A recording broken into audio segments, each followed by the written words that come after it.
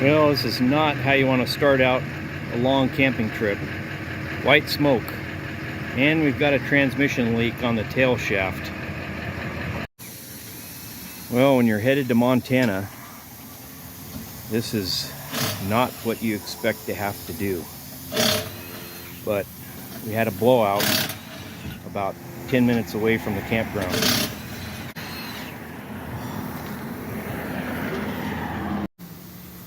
So this is why I always replace tires after 4 years, because they just get rotten. This is a 10-ply trailer tire, an ST tire, and you could see how badly it came apart. Did a little bit of damage on the wheel well, but not bad. So, all right, 4 new tires to go at Big O. So this was the tire that blew right here, and this was the damage, but not too bad, just a little bit into the ABS, and this just needs a screw and some seam sealer. I got like 5 guys on it. I got my tires down there. Actually, there's 1, 2, 3, 4, yeah, 5 guys on it.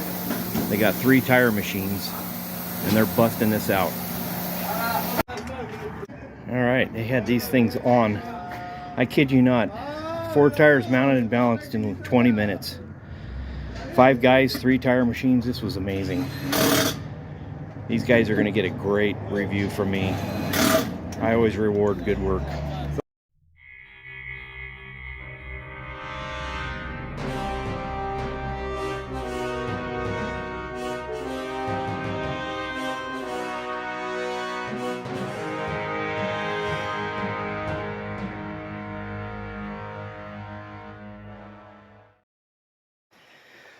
Okay, well, this is the carnage from Montana 2023. Here we have a 5,200 pound axle that, see, the bearings were well greased, but it just decided to spit the drum, wheel, and the brand new tire. So we have all 4 brand new tires on this. Luckily, it didn't do too much damage. It's just all cosmetic. To the wheel well area, where it basically jettisoned the wheel. We also had a blowout on this tire, which prompted 4 new tires, because I didn't want to hassle with having another one blow later. But that one did a full Medusa, all 10 belts, 10 plies, or 10 belts, or actually the steel belts, I should say, that flapped around like a wire wheel and took out the wheel well. We also have our generator that, for some reason, after doing a major fuel system clean out, apparently I didn't do it well enough, because it's gummed up again and will only run on starter fluid.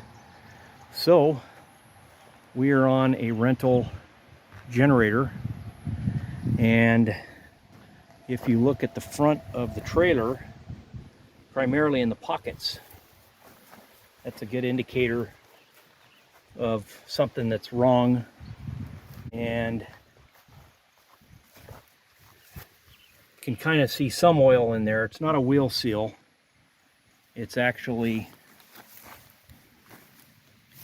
the rear seal on the Allison, which you can see it's pretty wet on the 2 cross members there. So luckily, it's not using a lot of transmission fluid. In fact, from the time that I left to getting here, the full 2,600 miles, I still don't need to add fluid to it. So I'm going to top it off before we leave, and then get it home,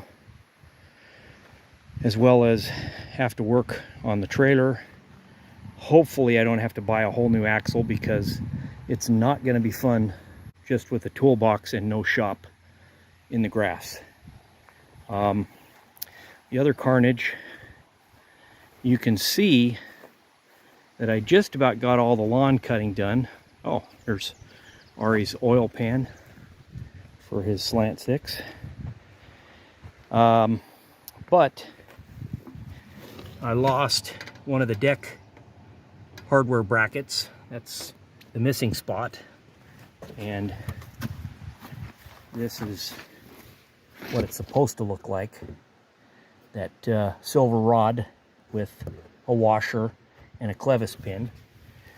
But that's an easy fix, and I could finish working on that because I walked the grounds and found all the parts. So that'll go back in, and then we can get all this grass finished up, get everything cut, and we'll see what the future holds for our Montana property here. So let's go up a little further. You know, we haven't been here in 2 years, unfortunately, and I'll show you some other problems with not being on your property.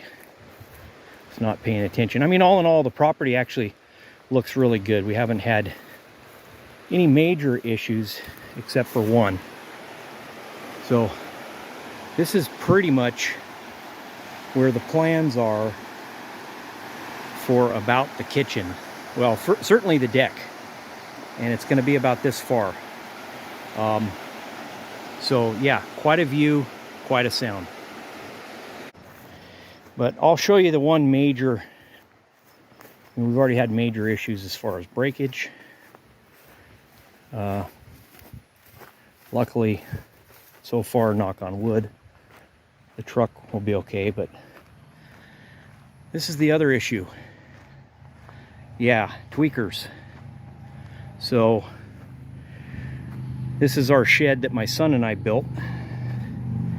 My wife, before she passed, left some notes for all of us in here, which was really nice.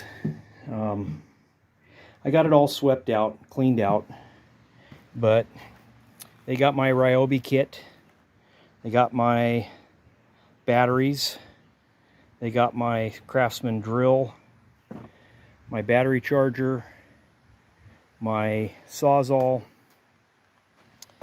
my circular saw, my Hudson sprayer, and a whole bunch of miscellaneous tools. Luckily, they were all Harbor Freight, with the exception of the drill, which I bought in town at Ace Hardware. But everything you see here is all Harbor Freight stuff. It's all cheap. I think Critters got our sleeping bag. But I also had a 3,500 watt generator, an old Generac, real old one.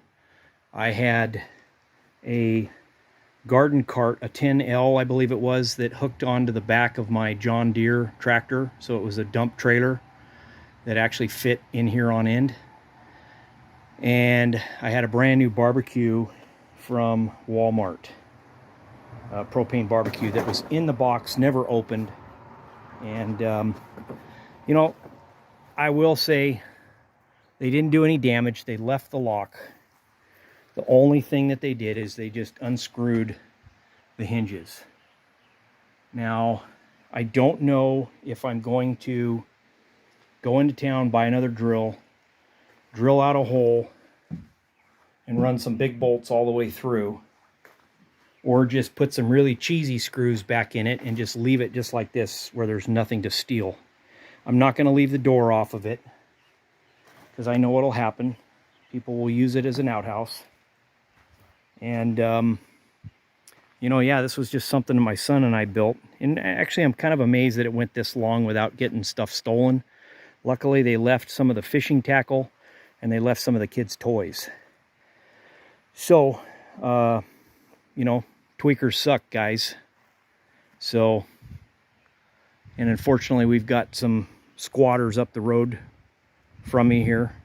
The sheriffs know about them. I took a police report, so, you know, is what it is. What can you do? Well, the only thing you really can do is build a house, put up cameras, be well protected and live on the property so that people know you're here. Because if they know you're not here, this is what happens. Well, wished I had a better report, but that's all I got, guys. Thanks for watching.